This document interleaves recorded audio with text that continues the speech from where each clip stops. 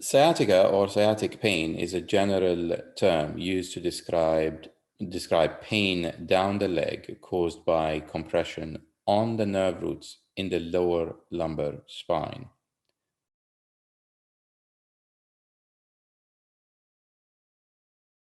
This type of pain is predominantly caused by pressure on a nerve. The pressure can be caused by a number of different pathologies. That can be degeneration of a disc causing pressure, a herniation of a disc, or in some situations, a translation or the movement of one building block in the back over another, again causing tightness around the nerve roots.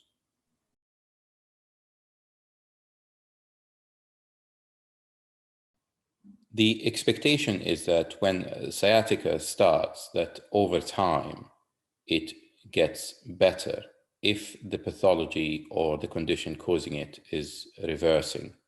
However, if things are worsening, then that might be an indication that the pressure on the nerves is getting worse, and therefore seeking help, it becomes quite indicated.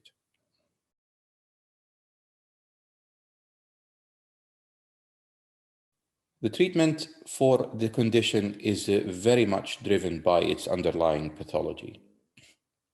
Assuming we are dealing with the most common of pathologies for this condition, which is a disc herniation or spinal stenosis, which is tightness around the nerves because of degeneration, then the options are one of three.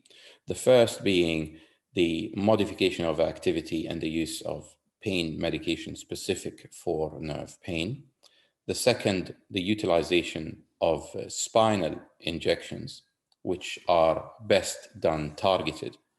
And the third is a surgical decompression of the nerve roots to relieve the pressure of the symptomatic nerve roots.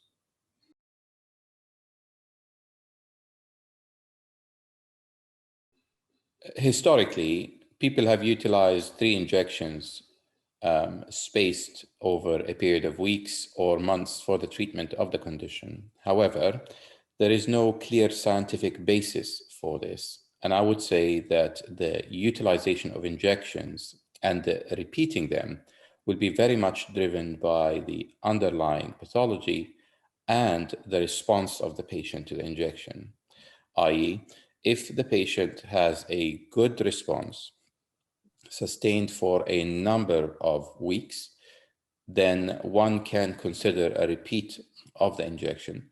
However, if the response is very short-lived, then a repeat of the steroid injection is of limited value.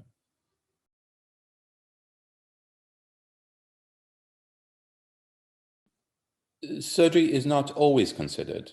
And again, the choice to go down the surgical route is very much driven by the underlying pathology. In situations like disc herniations, the natural history of those conditions is very favorable. And one would try and nurse the patient with pain medication and injections over the course of the few months from the onset of the symptoms to get the natural history to take its course. However, if the conservative treatment fails, then it's a reliable way, surgery that is a reliable way of relieving the mechanical pressure off the nerves and hopefully achieving a good clinical recovery.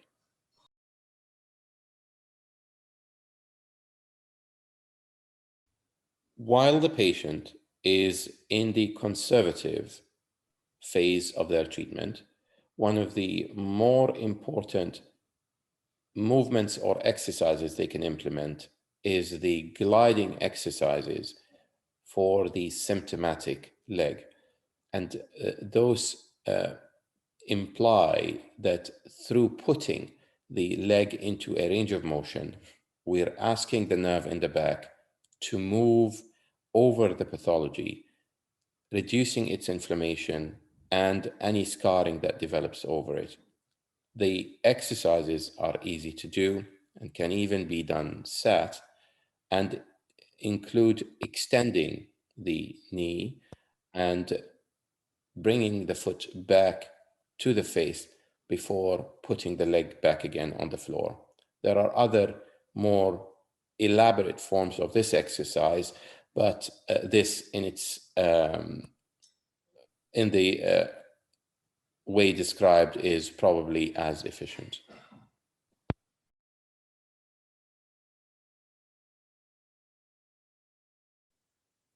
Symptoms might persist despite conservative treatment.